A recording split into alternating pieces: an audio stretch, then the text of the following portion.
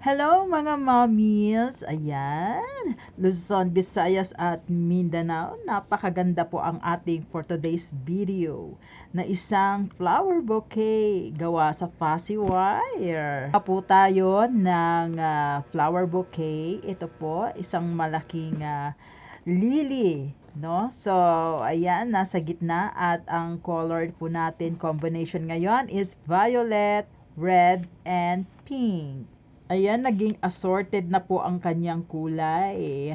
Dahil yan lang po ang ating available. So, ito na po guys, ang ating nagawa today's video ngayong araw na ito.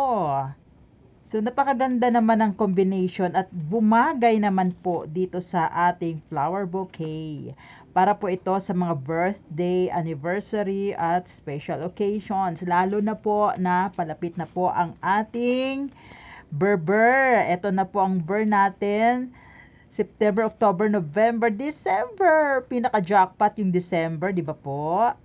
So, yan nga guys, bago tayo mag-December, meron pa tayong Teacher's Day.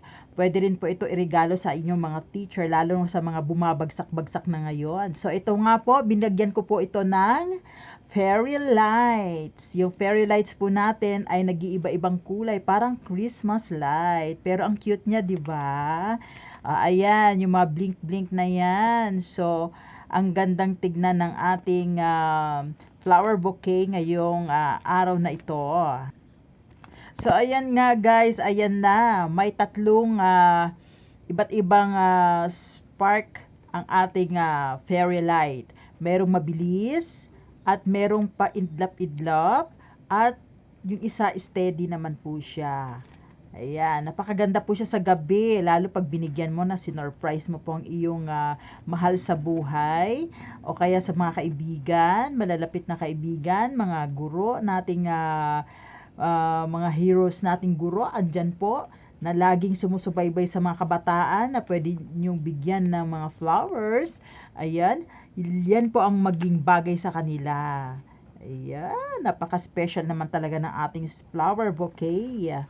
So, Luzon, Visayas at Mindanao, kung gusto nyo pong mag-order po ng ating flower bouquet, pwede naman po.